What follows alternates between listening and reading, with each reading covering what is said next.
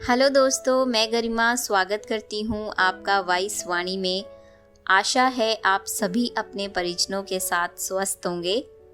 चलिए शुरू करते हैं आज की वाणी की कहानी।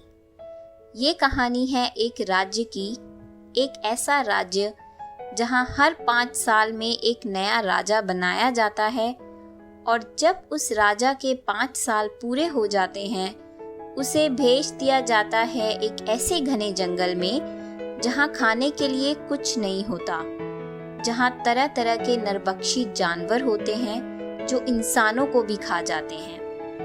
अब एक बार जब एक राजा के 5 साल पूरे होने ही वाले होते हैं, उस राजा को नए कपड़े पहनाए गए, उसे हाथी पर बिठाया गया, उसका सम्मान किया गया।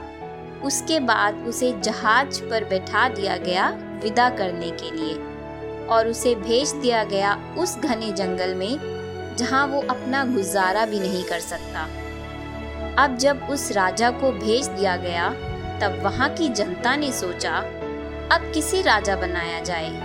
तो उनको पता होता है हमारे राज्य में एक आदमी है जो बहुत बुद्धिमान व्यक्ति है, उसे राजा बनाया जा सकता है। फिर सब लोग उस बुद्धिमान व्यक्ति के पास जाते हैं और उनसे निवेदन करते हैं कि क्या आप हमारे राज्य के राजा बनेंगे। तब वह व्यक्ति मना कर देता है क्योंकि उसे बताया गया था कि 5 साल बाद उसे एक ऐसी जगह भेज दिया जाएगा जहां उसे जानवर ही खा लेंगे। फिर वहां के लोगों ने उनसे बहुत अनुरोध किया कि आप बहुत बुद्धिमान हो, आप बहुत अच्छे तरह से इस राज्य को चला सकते हो, आप हमारे राजा बनना स्वीकार कर लो। सबके अनुरोध करने के बाद वह व्यक्ति उनका प्रस्ताव स्वीकार कर लेता है। उस व्यक्ति के राजा बनने के अगले ही दिन वह जाता है अपने मंत्रियों से पूछता है वह कौन सी जगह है जहां राजा का कार्यकाल समाप्त होने के बाद उसे वहां भेजा जाता है। वह राजा अपने सिपाहियों के साथ उस जगह जाता है और देखता है कि वह बहुत ही घना जंगल है और वहां बहुत सारे राजाओं के शव कंकाल पड़े हैं। अब राजा अपनी एक लंबी योजना बनाता है। पहले साल राजा वहां से जितने भी नरभक्षी जानवर हैं उनको हटवा देता है। दूसरे साल वहां के बहुत सारे पेड़ कटवा देता है। तीसरे साल वहां खेती शुरू हो जाती है।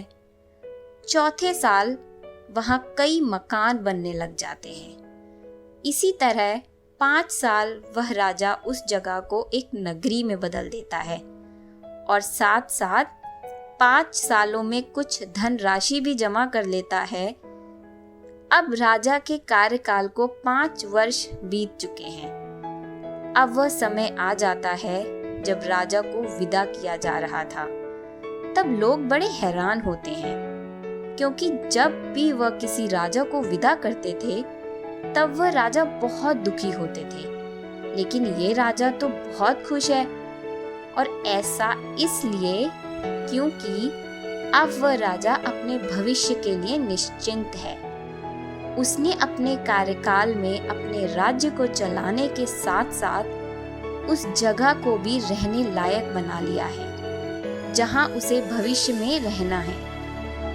उससे पहले जितने भी राजा आए वह सब अपने राज्य और मनोरंजन में इतना खो जाते थे कि भूल ही जाते थे कि उन्हें 5 साल बाद कहाँ जाना है। और इस राजा ने ऐसा नहीं किया। उसने अपने राज्य को चलाने के साथ साथ अपने भविष्य पर भी काम किया।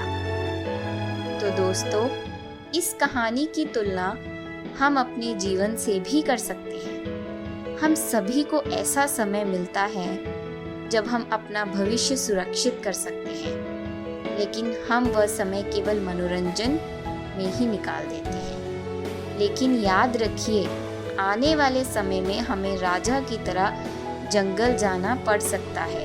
मतलब हमें गरीबी एवं स्वास्थ्य संबंधी समस्याओं का सामना करना पड़ सकता है, जिसके लिए आप पहले से ही तैयार रहें। धन्यवाद।